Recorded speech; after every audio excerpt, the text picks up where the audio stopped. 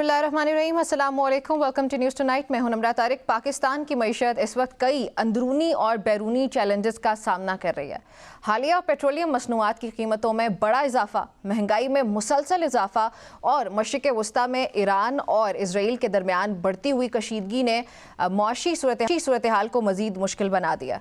पाकिस्तान अपनी तवानाई की ज़रूरियात का ज़्यादातर जो हिस्सा होता है वो दरामद करता है, इसलिए आलमी तेल की कीमतों में इजाफा वो बराह रास्त हमारे मुल्क की मईशत को मुतासिर करती है।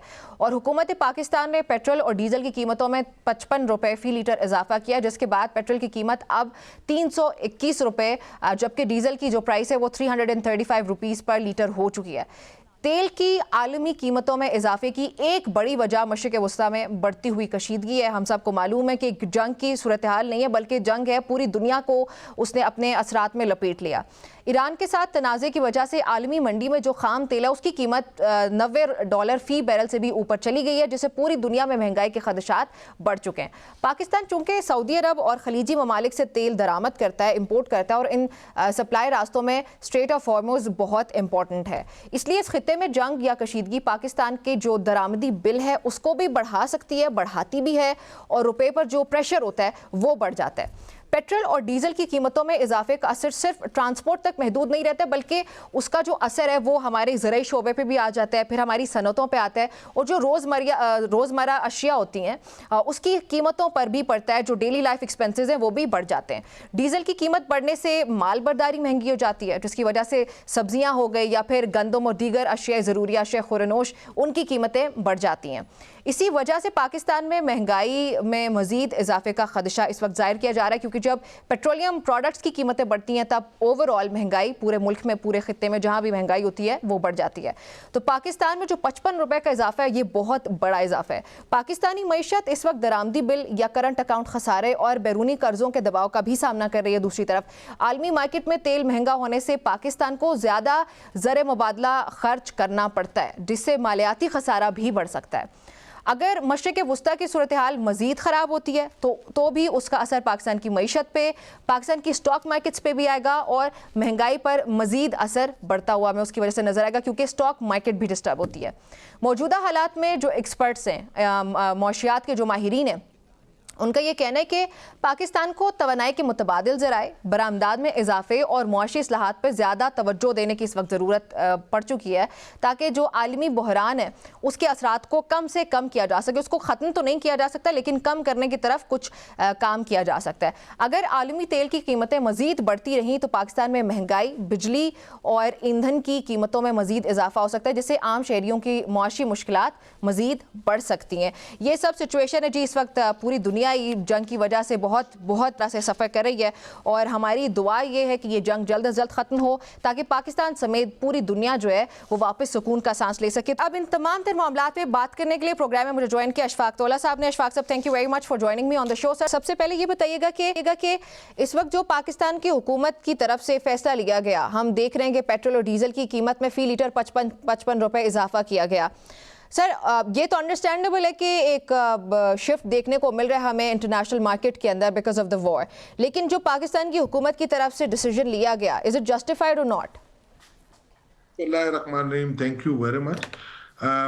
देखें, मेरे ख्याल से तो डिसीजन मैं किसी सूरत जस्टिफाइड नहीं कर सकते, क्योंकि इस वक्त आपके पास पेट्रोलियम का जो स्टॉक है वो 31 मार्च तक का मौजूद है, जो मिनिस्टर अली परवेज मलिक साहब ने भी उस दिन एक मीडिया को बताया था। तो मीनिंग दैट के नाउ जो प्राइस आपकी जो बिल्ट इन थी, जिस प्राइस पे इंपोर्ट हुआ था, वो तो मेरा ख्याल आ चुकी है। बट इसमें कोई शक नहीं है कि आपकी जो पेट्रोलियम प्राइसेस जो हैं वो ऊपर जा रही हैं, और मेरा ख्याल है एक बहुत बड़ा आपको मेरा ख्याल है प्राइस इंक्रीज को एब्जॉर्ब करना पड़ेगा। मगर मैं ये समझता हूँ कि जो हमारी कैलकुलेशन थी कल रात तक 45 रुपीज पर लीटर पेट्रोल का और 90 rupees per litre around diesel का, मेरा ख्याल है ये प्राइस आपका इंक्रीज होना था। बट ये एक साथ यकमुश्त नहीं होना था, बिकॉज हमारे पास अपने स्टॉक्स अवेलेबल थे। तो मेरे हिसाब से पहले ये फैसला शायद, जो जहाँ तक मेरी नॉलेज है, वो ये हुआ था कि 17 रुपये शायद पेट्रोल में इजाफा होगा और 35 रुपये डीजल में होगा। अच्छा। But all of a sudden मेरा ख्याल है ये चेंज किया गया, और इसके बाद देखें जो हमारी खपत है पेट्रोल की, वो मेरा ख्याल है कोई 20 मिलियन लीटर जो होती है डीजल की है, और 30 मिलियन पर डे लीटर जो पेट्रोल की है। हम्म। और इस वक्त जो उन्होंने ये किया कि इन दोनों को जो 55 रुपए उन्होंने ऐड कर दिया, एक साथ कर दिया, वरना अगर देखा जाए और अगर यकमुश्त करना था तो पेट्रोल की कीमत में 45 रुपए का इजाफा होता और डीजल की कीमत में 90 रुपए का। तो सर बट इसकी अगर फिर हम क्या वजह होगी कि हुकूमत ने इसको एकदम से बढ़ाया? जिस तरह अगर फेजेस में ही करना था तो फिर वो फेजेस फिर भी शायद डाइजेस्टेबल होते हैं अवाम के लिए, लेकिन एकदम से 55 रुपीज इज ह्यूज। देखिए, हो सकता है एक वीक के बाद फिर इनको बढ़ाना पड़ता है, हो सकता है अगले वीक शायद ना बढ़े, जो मैं समझ रहा हूँ। हम्म। तो अगर पॉसिबिलिटी देखें, गवर्नमेंट में बैठे हुए जाहिर बात है जब वो भी फैसला करते हैं तो ऑब्वियसली हम भी बैठते थे, तो ये पॉलिटिकल ऑयल तो कोई भी अपना बर्न नहीं करता ना। तो कोशिश लोगों की यही होती है कि कम से कम डैमेज के साथ काम किया जाए। बट मैं ये समझता हूँ यकमुश्त बढ़ाना शायद ये अच्छा फैसला नहीं है। और अगर ये बढ़ाते, मेरा ख्याल है थोड़ा वक्फे के साथ, क्योंकि इससे इनको कम से कम 4 से 5% इन्फ्लेशनरी इम्पैक्ट भी आ जाएगा। हम्म। और इनके जो नंबर्स होंगे जो स्टेबल इकोनॉमी के थे, वो मेरा ख्याल है अब काफी हद तक खराब हो जाएंगे। तो सर ये आइंदा आने वाले दिनों में फिर ये हम लोग मजीद इसमें सिचुएशन खुदा न खास्ता गड़बड़ होते हुए देखेंगे, या गवर्नमेंट के पास कोई और ऑप्शंस भी है इसको टैकल करने के लिए? क्योंकि अभी अगर आप एक आम पाकिस्तानी के पास जाएंगे तो वो हमें शिकायत करता हुआ नजर आता है कि जंग जो है वो तो ईरान में हो रही है, लेकिन बम हमारी हुकूमत ने हम पे गिरा दी, जबकि खुद आपकी अपनी मिनिस्ट्री ये बता रही है कि आपके पास 28 दिन के 25 दिन के चले कर लेते हैं कि आपके पास स्टॉक्स मौजूद हैं। जंग का असर तो पूरी दुनिया में फैलता है ना। ऐसा तो नहीं हो सकता कि जी मिडल ईस्ट में जंग हो रही है और हम कहें जी हम मजे से रहेंगे। हम्म। तो आज देखें ना, आज आप ऑब्वियसली ऑयल की प्राइसेस बढ़ गई है इंटरनेशनल मार्केट में, तो हमारे पास अपना तो ऑयल है नहीं कि हम्म। हम सप्लाई कर देंगे और हम कहेंगे नहीं जी हमें कम रेट में ऑयल मिल गया। तो कहने का मकसद सिर्फ इतना ही है कि वो ये तो मेरा ख्याल है उज़र नहीं है कोई कि जी कि वहां जंग हो रही हो बम हम पे गिरे। बम तो गिरेंगे, माजी में भी गिरे थे, और ये इस बात से तो मैं इत्तेफाक नहीं करूंगा। मैं हम्म। पब्लिक के सेंटिमेंट्स जानता हूँ और अच्छी बात है कि ये इनके सेंटिमेंट्स बाहर आने चाहिए। मगर बिल्कुल सही बात है, जो आपकी परचेजिंग पावर नहीं बढ़ रही और उसको आपको एडजस्ट करना चाहिए। मगर मेरा ख्याल है जब कोशिश ये होनी चाहिए अब, मेरा ख्याल है ये ज़्यादा से ज़्यादा एक महीना रहेगा, उसके बाद मुझे लग रहा है ये डाउनवर्ड ट्रेंड पे आएंगे। और कोशिश ये होगी कि ऑयल की सप्लाई में इजाफा किया जाए। तो मैं ये समझता हूँ हो सकता है कि इसमें कमी वाकई हो जाए। बट अब ठीक। दुआ ये करें कि ये जंग तूल ना पकड़े, वरना मेरा ख्याल है हमारा जो सबसे बड़ा नुकसान होगा वो रेमिटेंसेस का होगा। और अच्छा। रेमिटेंसेस अगर हमें कम आएंगे तो हमें प्रॉब्लम ये होगी कि हमारे करंट अकाउंट डेफिसिट बढ़ सकता है, वहां पर ट्रू। हमें इरिकवरेबल डैमेज हो सकता है। अच्छा, ये सवाल मैंने आपसे पूछना भी वो मैं डिटेल में पूछती हूँ, लेकिन सर अभी स्ट्रेट ऑफ हॉर्मुज़ की बंदिश की वजह से एनर्जी सप्लाई जो है वो through out the world, through out the globe वो डिस्टर्प्टेड है। पाकिस्तान को भी ऑफ कोर्स उसकी वजह से कॉन्सिक्वेंसेस बेयर करने पड़े, वो हम देख भी रहे हैं। दूसरा ऑप्शन सर पाकिस्तान की तरफ से ये भी कंसिडर किया गया था कि सऊदी अरब को एक आ गया कि रेड सी के थ्रू जो है पाकिस्तान को वो सप्लाई की जाए एनर्जी। उसमें हम देखते हैं कि चले वो पोलिटिकल फैक्टर्स तो उसके ही हैं कि वहाँ पे हुथीज़ हैं, पाकिस्तान के लिए इतना स्मूथ नहीं होगा कि रेड सी के जरिए भी अगर कोई होनी है इम्पोर्ट, कोई एक्सपोर्ट कुछ भी होना है तो वो इतना आसानी से नहीं हो पाएगा। डू यू सी कि वो ऑप्शन पाकिस्तान के लिए बेहतर होगा और वो मुमकिन हो पाता है पाकिस्तान के लिए? मुमकिन तो होगा, मगर आप मुझे बताएं कोई सऊदी अरेबिया आपको फ्री में तो तेल नहीं देगा। हम्म। तेल मिलना शायद इतना मसला नहीं होगा, तेल के रेट को मैनेज करना मसला होगा। अच्छा। तो मैंने तो जाहिर बात है, अगर अरबियन लाइट आज $84 का चल रहा है तो सऊदी अरेबिया आपको $4 में तो नहीं देगा। अच्छा। ठीक है ना, आपको $80 में दे देगा, आपको डेफर्ड एलसी बेसिस पे दे देगा, but they will charge you money ना। ये तो नहीं हो सकता कि वो कहेंगे जी आ जाइए ब्रदर ये ले ले फ्री। ट्रू ये तो ट्रू नहीं हो ट्रू। सकता। हम्म। तो और ये तो हॉर्मुज में मेरा ख्याल है थोड़े अरसे में ये मामला सेटल भी हो जाएगा। दूसरी ऑल्टरनेट लाइन आपकी रशिया की है, बट रशिया का आपको पता है अमेरिका की पाबंदियों के लिए आप तैयार है। ये ठीक। सारी चीजें हैं, and this is a very difficult time, obviously testing time है। तो बेहतर तो यही है, मैं आपको एक रिक्वेस्ट यही करूंगा आपके प्रोग्राम के थ्रू, और मैं अपने तौर पे भी यही इस चीज पे अमल कर रहा हूँ कि आप कंजम्पशन को कम करें, कोशिश करें। नॉर्मली ये होता है कि अब आदतें हो गई हैं, हमारे घर में ज्यादा गाड़ियां आ गई हैं तो हर कोई अपनी गाड़ी लेके निकल जाता है। तो हम्म। कोशिश करें जैसे पहले जमाने में हम करते थे जब हम छोटे होते थे, तो जी 4-5 लोग मिलके एक गाड़ी में चले जाते थे। तो वो एक कॉस्ट भी शेयर हो जाती है और एक मेरा ख्याल है आपकी कंजम्पशन भी कम फ्यूल हो जाएगी। एफिशिएंसी भी बढ़ जाए। अच्छा सर, आप अभी बात कर रहे थे करंट अकाउंट खसारे की। ये जो इस वक्त सूरत हाल है, आलमी तेल की कीमतों में हालिया इजाफे और मशरिक़ वस्ता की कशीदगी के तनाजुर में पाकिस्तान के दरामदी बिल और करंट अकाउंट खसारे पर क्या मुमकिन असरात मुरतब होते हुए हम देख रहे हैं? बिल पे जो मेरे नजदीक आई, अगर हमने अंदाजा लगाया था 85 से $100 तक, तो ऑयल अगर 4 महीने हमें इस रेट पे लेना पड़ेगा, और जो हमारी कंजम्पशन फैक्टर है पिछले साल की एवरेज को देख के मैं अगर निकालूं, तो $1 बिलियन तक फर्क पड़ सकता है आपका करंट अकाउंट ऑयल प्राइसेस में। बट जो सबसे बड़ा मुझे मसला नजर आ रहा है, जो हमने कुछ टेस्टिंग टाइम निकाली है डिफरेंट टाइम सीरीज के हिसाब से, रेमिटेंसेस पे मिडल ईस्ट का क्या इम्पैक्ट पड़ सकता है हमारा, तो वो थोड़ा सा डिस्टर्बिंग है। 5 से 11 बिलियन डॉलर का फर्क पड़ सकता है अच्छा। सालाना। तो ये मेरा ख्याल है 4 महीनों में आपको 3, 4, 5 बिलियन तक का फर्क पड़ सकता है, विच इज ह्यूज। क्योंकि उसी को अवॉइड करते हैं, और उसकी वजह से आपको आईएमएफ के पास जाके लोन लेना पड़ता है, और ये शख्स शराइत आपको भुगतनी पड़ती है। यहाँ पे एक ब्रेक शामिल करने लगे और वापस जल्दी से आते हैं।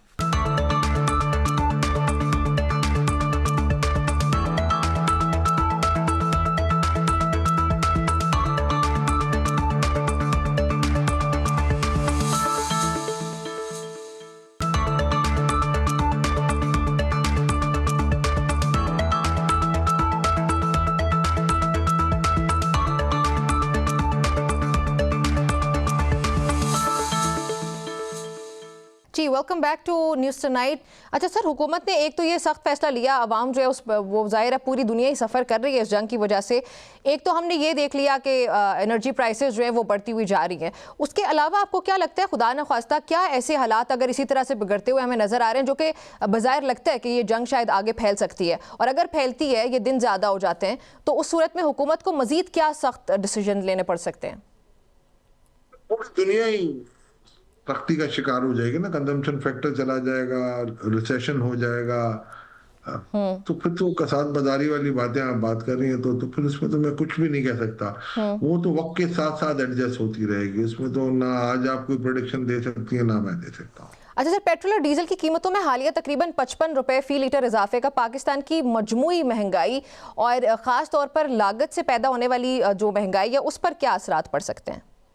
मैंने आपको बताया ना कि एक पुरानी थ्योरी और स्टडी है, कोई इसको लेटेस्ट किसी ने नहीं किया, जो हमारी नहीं है। उसमें उसके मुताबिक अगर 1% डीजल की प्राइस बढ़ती है तो 0.29% का इस पे इम्पैक्ट आता है, और 1% पेट्रोल की प्राइस बढ़ती है तो 0.15 आता है। अच्छा। तो अंदाजन हमने क्लब किया है 5 से 6% का फर्क आ सकता है आपकी महंगाई में।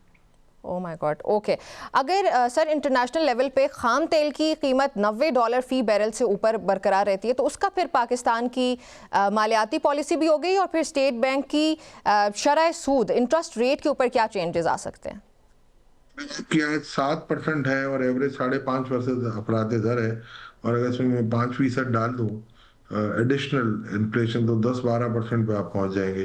तो आपकी ऑब्वियसली अगर स्टेट बैंक थोड़ा प्रेशर बर्दाश्त कर ले आईएमएफ का, तो 10.5 पे रख सकती है। और अगर स्टेट बैंक कह दे कि नहीं जी हमें बढ़ाना है, तो मेरा ख्याल है पॉलिसी रेट 1 से 2% से बढ़ सकता है, जो मैं नहीं समझता हूँ कि बढ़ाना चाहिए। अच्छा सर, ये जो हमारा पूरा खित्ता है, मुख्तलिफ ममालिक है हमारे, इवन जो नेबरिंग कंट्रीज़ भी हैं, उनमें सबसे ज़्यादा इस वक्त मुश्किलात किसके लिए बढ़ सकती हैं? पाकिस्तान की तो हम बात कर ही रहे हैं, लेकिन अगर जो हमारे नेबरिंग कंट्रीज़, उनमें मैं देख रही थी आज की प्राइसेस कम है, फिर भी कंपैरेटिवली पाकिस्तान की निस्बत, जो पेट्रोल वगैरह की हो गई या इस तरह से, तो पाकिस्तान क्या हम कह सकते हैं कि ज़्यादा सफ़र कर रहा है, या पाकिस्तान के फैक्टर्स मुख्तलिफ हैं? कि हर कंट्री का अपना एक अलग फैक्टर है, तो उसमें आप ये ब्रॉड ब्रश कंपैरिजन तो किया जा सकता है, बट निटी-ग्रिटी के साथ अब इंडिया के अपने कुछ प्लस हैं, कुछ माइनसेस हैं, श्रीलंका के अपने प्लसेस हैं, माइनसेस हैं, बांग्लादेश के अपने प्लसेस हैं, अपने माइनसेस हैं। तो उस खित्ते को मैं इस तरीके से जनरलाइज नहीं कर सकता, बट जनरलाइज जो फैक्टर हो सकता है वो ये है कि सबको महंगे दाम तेल मिलेगा। अमेरिका ने 1 महीने के लिए तो लीवे दे दिया इंडिया को कि you go and buy oil from Russia, but अब देखें बियॉन्ड 1 मंथ क्या होता है, और अब इतना जल्दी नहीं हो सकता। अगर 1 महीने में वो लेते हैं, इनकी प्राइसेस कम होती हैं, और इंडिया में वैसे भी अगर आज आप देखें ना, तो सिवाय दिल्ली के बाकी सारे शहरों में जो पेट्रोल की प्राइस है $1 से ऊपर ही है। तो कहीं एक डॉलर 8 सेंट है, कहीं $1 10 है, कहीं $1 4 है। सिर्फ दिल्ली ऐसा है रीजन जहाँ 97 98 सेंट पर डॉलर पर लीटर चल रही है। अच्छा सर, मौजूदा आलमी सूरत हाल में पाकिस्तान के लिए तवानाई के मुतबादिल ज़राए जैसे कि रिन्यूएबल एनर्जी में सरमायाकारी, मुआशी इस्तेहकाम के लिए ये इस तरह के ऑप्शंस कितने फीजिबल हैं? वो फीजिबल हैं, मगर आपने जो कैपेसिटी पेमेंट की और ये जो इश्यूज आते हैं बाद में आपको, तो फिर वो अब देखें, जैसे पहले आपने कतर से आपने फिक्स एलएनजी के कार्गो लिए थे, वो अचानक से प्राइस घट गई तो सब गालियां दे रहे थे। तो इकोनॉमिक डिसीजन ऐसे नहीं, कोई जुआ तो है नहीं, ना किसी को गैब का इल्म होता है कि जी वो एक कैलकुलेटेड फैक्टर होता है कि जिसके तहत आप समझते हैं कि जी ये प्राइस ऊपर जा सकती है, नीचे जा सकती है, इसकी एक सेंसिटिविटी होती है, उसके बेस पे हम फैसले करते हैं। और अगर फिर इसके बाद ये आपको कॉन्फिडेंस ना हो कि अगर फर्ज करें कल को ये फैसला गलत हो जाता है तो मेरी कौम मुझे गालियां देगी, तो nobody will take a decision.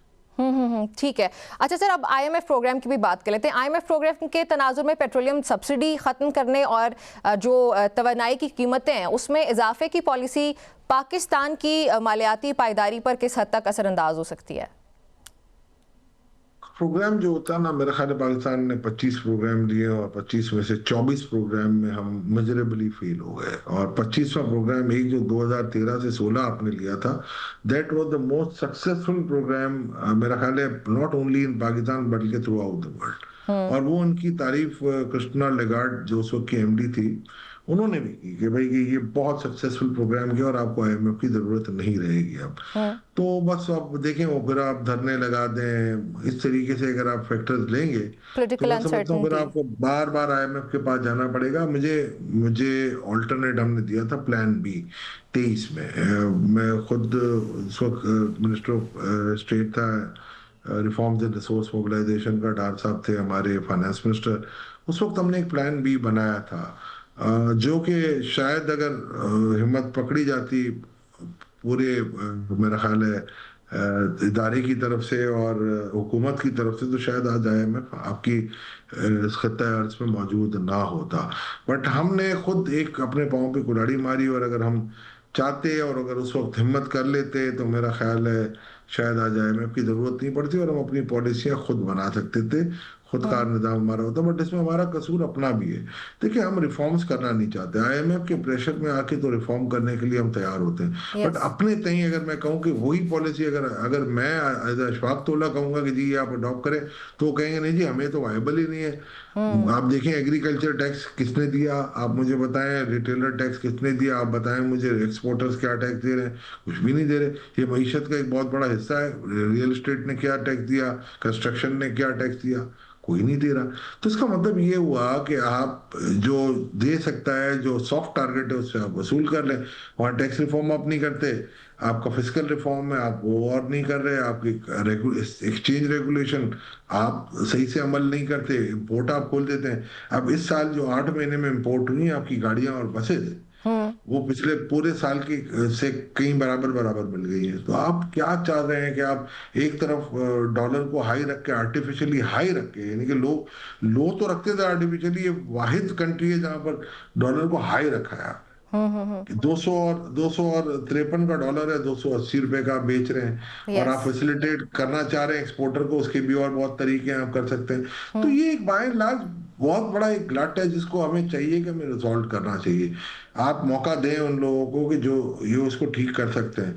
आपने वो सांप सीढ़ी वाली रिपोर्टें बनानी शुरू कर दी हैं बिल गेट मेलिंडा फाउंडेशन से पैसे लेके। उसका भी अच्छा। क्या हाल हुआ? आप बताएं मुझे, कहाँ से आपने क्या क्या कर दिया, क्या आपकी टैक्स रेवेन्यूज बढ़ गए? पिछले 2 सालों से आप सारा सारा टैक्स पेयर तंग आया हुआ है, और एडवांसेस पे पूरा ये चल रहा है, रिफंड रोक रोक के सारे मामला चल रहे हैं आपके।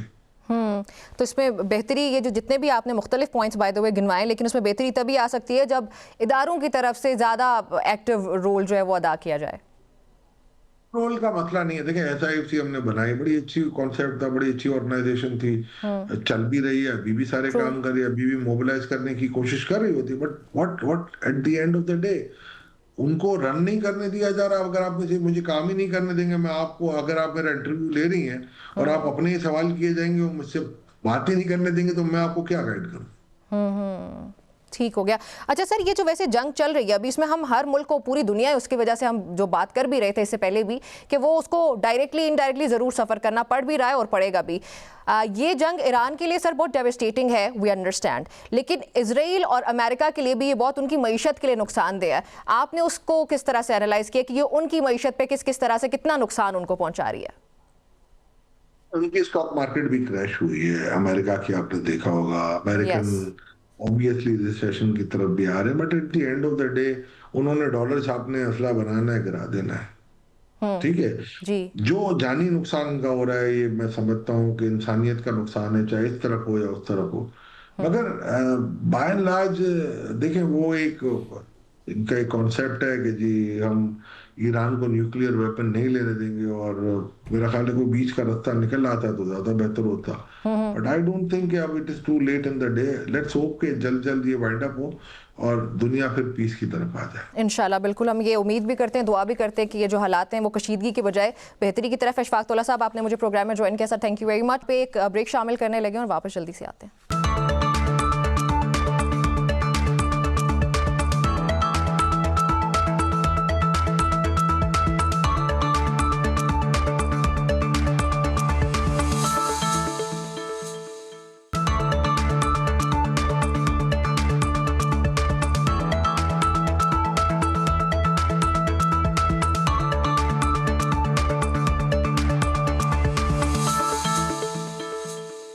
जी, welcome back to News Tonight. Pakistan की मौजूदा सियासत की कुछ बात करते हैं जो कि एक उस दौर से गुजरी है जहां पे हुकूमती फैसले वो शदीद अवामी और सियासी तनकीद का सामना कर रहे हैं। जो हुकूमत की तरफ से पेट्रोल की प्राइसेस बढ़ाई गई हैं, उस पर इस वक्त सबसे ज़्यादा तनकीद का सामना हुकूमत को करना पड़ रहा है। मुआशी मुश्किलात हैं, फिर महंगाई में इजाफा है, पेट्रोलियम मसनूआत की कीमतों में मुसलसल बढ़ाव। ये जंग में तो चले हुआ ही हुआ है, लेकिन इससे पहले भी हम ये एक बढ़ती हुई कीमतें देख रहे थे। और IMF की शराइत सबसे बढ़ के उन्होंने हुकूमत की कारकर्दगी पर कई सवालात इस वक्त खड़े किए।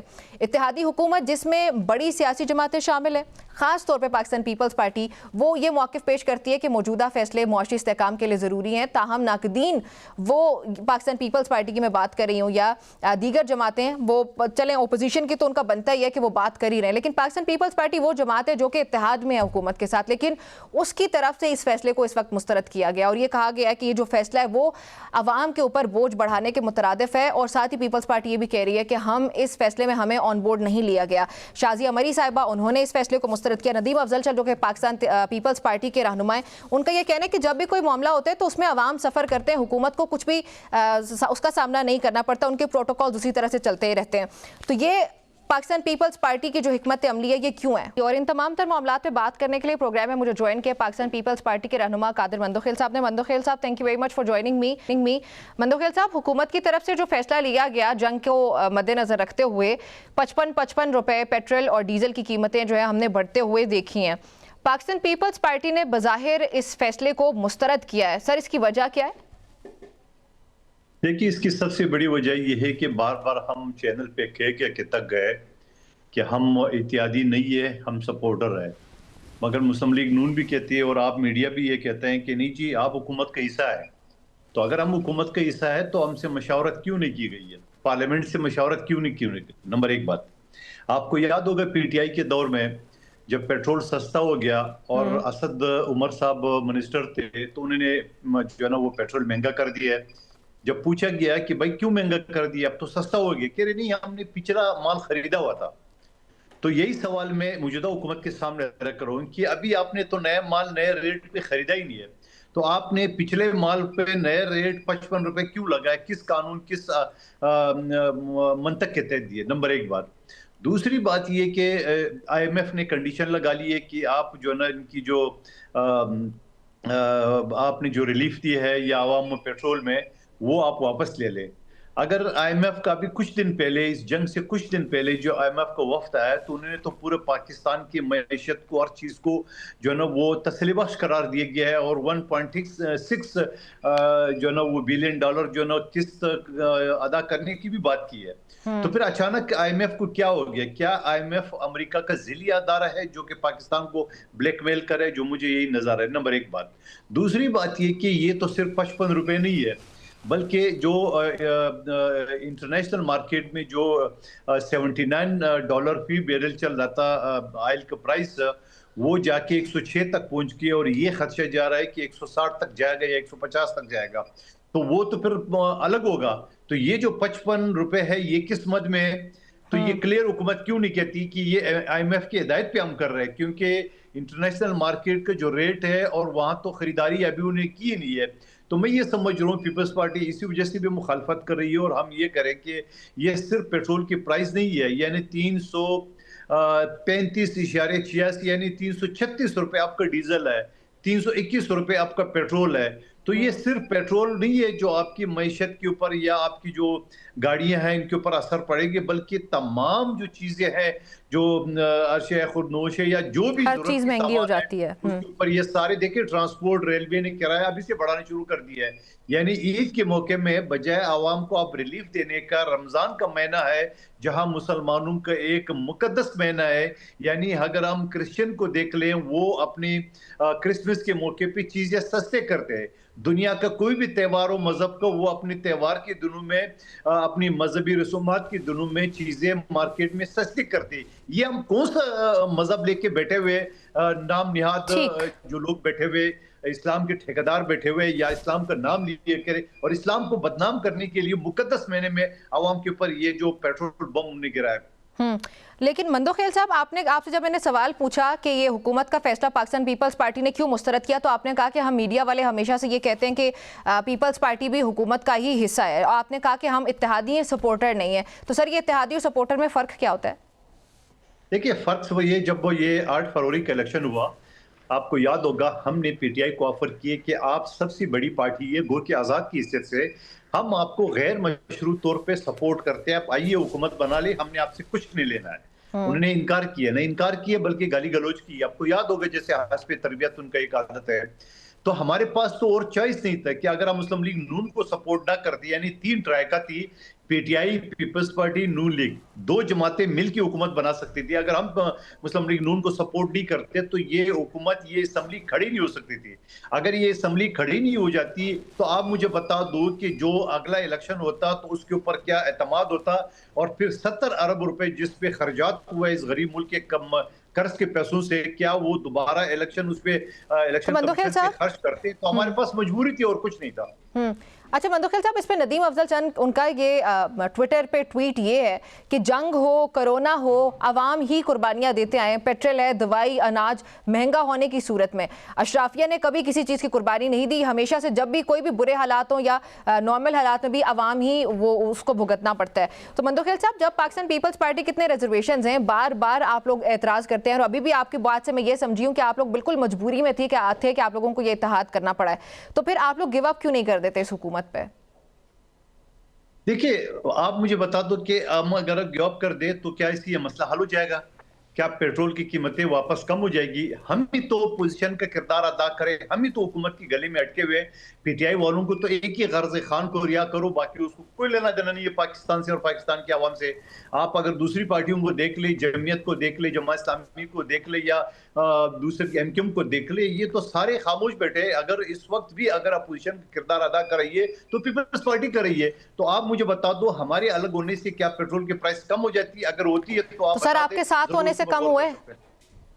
जी, आपके साथ होने से क्या फर्क पड़ रहा है? साथ होने से कम आईना तो दिखा रहे हैं ना। आप देख रहे हैं कि मरियम बीबी ने पिछले हफ्ते पंजाब की ब्यूरोक्रेसी में जो जहां गाड़ियों ने खरीदी है अरबों रुपए की, उसके साथ साथ उन्होंने जो अपने जो आला अफसरान थे उनके लिए पेट्रोल जो है ना अनलिमिटेड कर दी है। आप अपने लिए उन्होंने 11 अरब रुपए के जहाज खरीद लिए है। तो लेकिन हमारा सवाल ये कि आप करोड़ों लीटर फ्री डीजल और पेट्रोल जो आप ब्यूरोक्रेसी को दे रहे हो, उसके लिए आपकी क्या पॉलिसी है? आपने उसके ऊपर गौर किए? आप मुझे बताओ, इस मुल्क का फसाद का जड़ जो ना ये हमारी ब्यूरोक्रेसी है। मैं सबकी बात नहीं करूं, 99.9% हमारी ब्यूरोक्रेसी करप्ट है, लेकिन उस पर आड़ डालने वाला कोई नहीं है। यही ब्यूरोक्रेसी थी जो इमरान खान की हुकूमत में थी, करप्शन करी थी।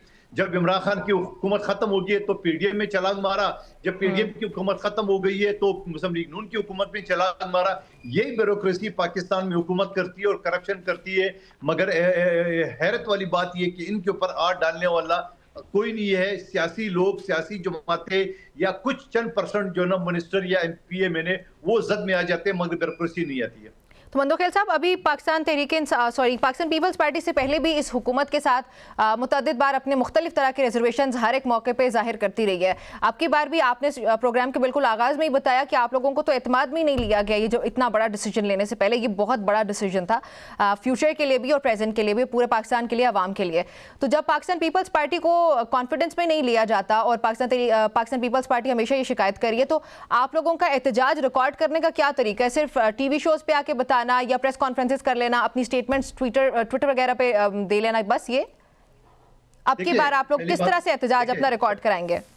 जी जी जी जी, यही सवाल अगर आप पीटीआई से, जमीयत से, एमक्यूएम से, दूसरे लोगों से करो तो आपको जवाब मिल जाएगा, क्योंकि वो तो आवाज उठाने की भी लायक नहीं है, काबिल नहीं है, नंबर एक बात। दूसरी बात ये कि पीपल्स पार्टी अगर इस वक्त हुकूमत से अलग हो जाए तो हुकूमत के ऊपर कोई फर्क नहीं पड़ता है। 169 एमएनए के ऊपर वज़ीर-ए-आज़म बनता है और 170 का फिगर मुस्लिम लीग नून के पास पूरा है। ये जो पीटीआई के लोगों को खरीदा है अंडरग्राउंड 30-40 लोग, ये अलग है। तो आप मुझे बता दो कि पीपल्स पार्टी तो वैसी हुकूमत में नहीं है, जो बार बार आप लोग कहते हैं हुकूमत का मतलब काबीना होता है, काबीना में हम नहीं है। आईनी ओहदे हमारे पास जरूर है, लेकिन सवाल ये है कि आईनी ओहदों के पास कोई इख्तियार नहीं है। गवर्नर के पास, सदर के पास क्या इख्तियार आता है? सेनेट के चेयरमैन या कौमी असम्बली के डिप्टी स्पीकर के पास क्या इख्तियार है? कुछ नहीं है। लेकिन हम अगर अलग भी हो जाए तो कोई फर्क नहीं है, लेकिन कम से कम उनकी गर्दन पे तो सवार है हम, बाकी तो कुछ भी नहीं है। आप जमीयत के मैं बार बार नाम लेता हूँ, आप जमात इस्लामी को ले ले, आप एमक्यूएम को ले ले, आप पीटीआई को ले ले, क्या किरदार है उनको? वो बयान देने की भी काबिल नहीं है। यानी